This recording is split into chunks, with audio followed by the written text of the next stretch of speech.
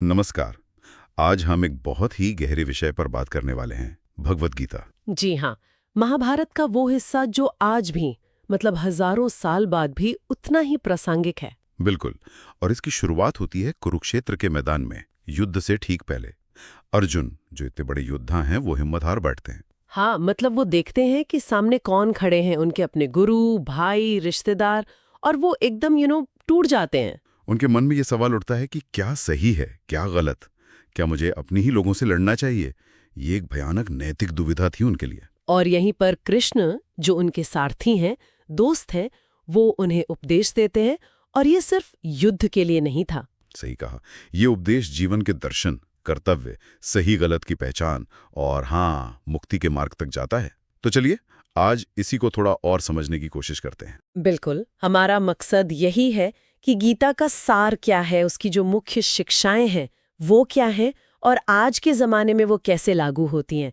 ये 700 श्लोक हैं, 18 अध्याय हैं, जिन्हें योग कहा गया है। और ये वेदांत के गहरे विचारों को रोजमर्रा की जिंदगी से जोड़ती हैं, है ना? जी हाँ, बिल्कुल। अर्जुन की जो दुविधा थी वो एक तरह से हम सबकी दुविधा का प्रतीक है। हम सब जिंदगी में कभी ना कभी ऐसे मोड़ पर आते हैं। तो पहली और शायद सबसे अहम बात जो गीता में आती है वो है धर्म, अपना कर्तव्य। हाँ, लेकिन यहाँ धर्म का मतलब सिर्फ रीति रिवाज या पूजा पाठ नहीं है।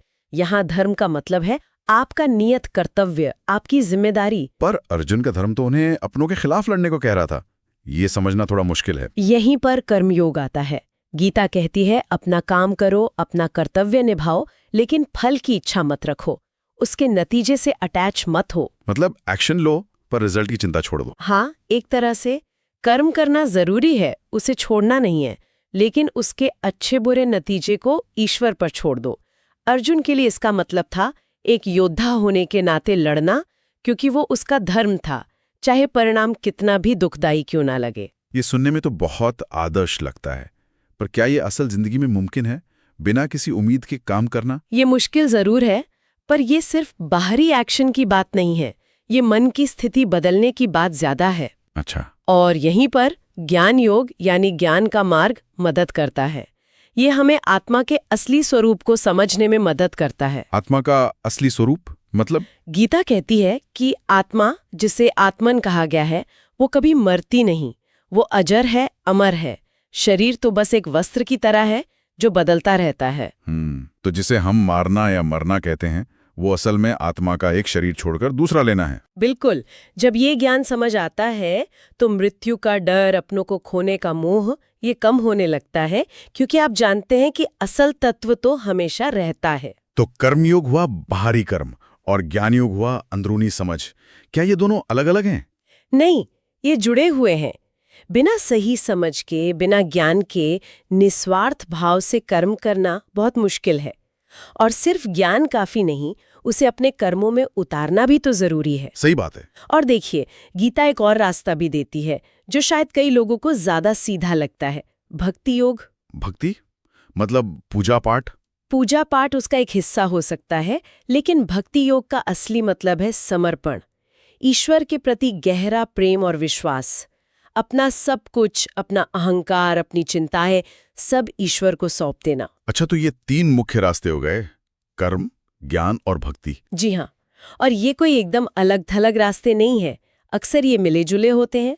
गीता की खूबी यही है कि वो सांख्य, योग, वेदांत जैसे कई दर्शनों को एक साथ लाती है। और किसी एक को सर्वश्रेष्ठ नहीं बताती। नहीं, वो कहती है कि हर व्यक्ति अपने स्वभाव के अनुसार अपना रास्ता चुन सकता है। यही इसकी यूनिवर्सैलिटी है। और इसका असर तो हम इतिहास में देखते ही हैं। गांधी जी पर इसका गहरा प्रभाव था। हाँ, उनका जो निष्काम कर्म का सिद्धांत था वो गीता से ही प्रेरित था। स्वामी विवेकानंद ने तो इसे प्रैक्टिकल वेदांत कहा, मतलब ऐसा वेदांत जिसे जीवन में उतारा जा सके। और सिर्फ भारत में ही नहीं, पश्चिम के भी कई विचारक इससे प्रभावित हुए हैं। बिल्कुल।